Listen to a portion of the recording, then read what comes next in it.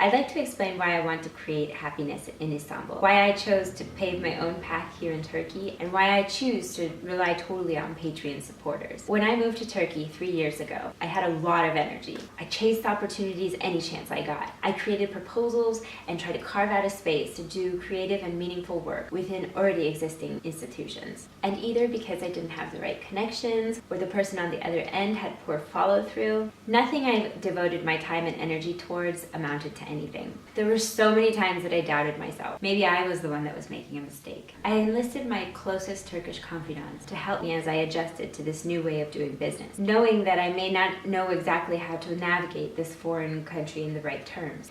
I did a lot of work for free at the beginning, thinking that there would be a future benefit. In most cases, I ended up feeling tired and used and unappreciated. And in retrospect, I probably was too hard on myself. A lot of the reasons that contributed to these failures weren't in my hands at all. Economic realities, bombs were going off at one point, organizations weren't organized, and the organizations that were organized were really exclusive. If you didn't know the exact right person, then you're just tough out of luck. Such companies had no formal interview system, no open applications, and so the gates were really closed.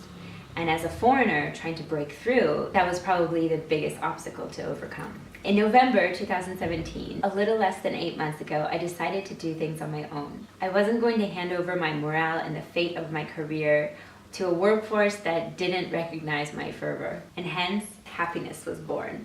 I say in the description of this page that what I want more than anything is to do creative, meaningful art and work together with other creative souls here in Istanbul to help amplify artistic expression in a time of political and economic depression. I wrote this at a time when hope was very much a part of life still. The failed coup took place on July 2016, so it was a good year and a half after that mess. Concerts were scarcer but still happening.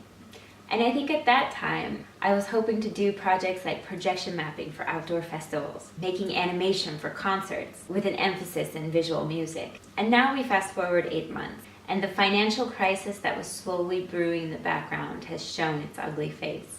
And things are not the same. They aren't the same as a whole, and they certainly aren't the same within my own microcosm. And if we're going to be honest about the facts on the ground, I think it starts by recognizing that the quality and quantity of entertainment events in Istanbul are slowly coming to a standstill. Given the state of affairs as they are, using art to help promote conversation about the causes of these problems seems like a good idea. I always felt like Turkey's geography and history made it one of the most dynamic and interesting countries in the world. Speaking as a Turk, I am committed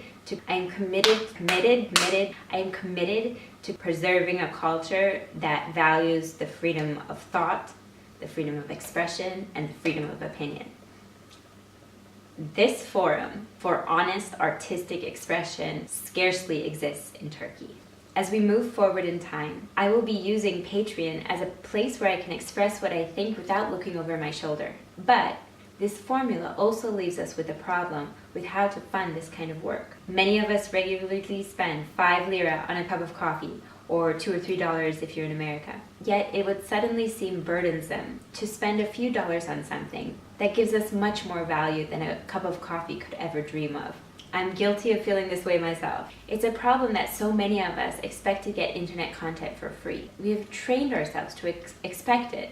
This system is based on an internet economy that relies on advertisements. I thought I hated advertisements before, but living in Turkey, I have come to loathe advertisements. The Turkish advertisement industry has degraded life in an incalculable way. There's an advertisement bombardment at every turn. Turks endure 40 minutes of a soap opera in the span of 2 hours because of a ridiculous, never-ending slew of loud, uncreative commercials. I have gone to concerts in Turkey where a singer or a band are giving their performance and the sponsors of the event hang these dreadful banners distorting your vision of the artist.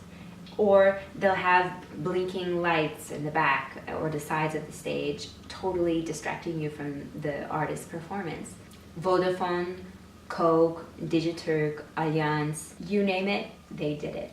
A classic musical concert in Aya Irini Museum, run by the best, most respected cultural event organizers in Turkey are even guilty of putting up atrociously big posters that have all the sponsors on it. Posters of sponsors that cover the most beautiful architectural relics of Ottoman history, taking you out of an otherwise completely majestic experience. It's a problem.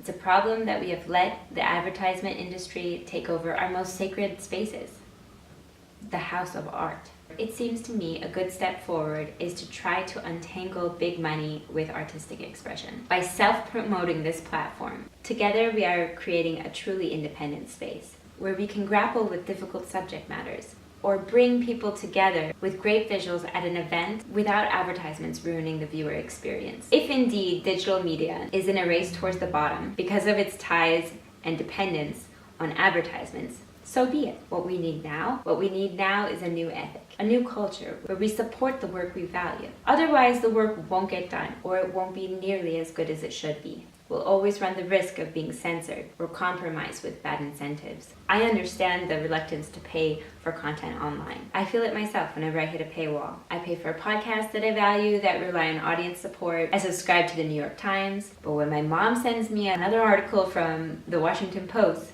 I just can't pull out my credit card one more time. But now that I'm on the receiving end of this exchange, I realize just how important this change of behavior is. And if I automate my commitment to support the content that I value with an amount that I'm comfortable with, then I know my help is going towards creating a more viable future. Please know, those that have started to fund my projects on a reoccurring basis are making it possible for me to continue this work. And if these projects grow into something else in the future, it will be because of supporters like you that give in a recurring way, even in small amounts.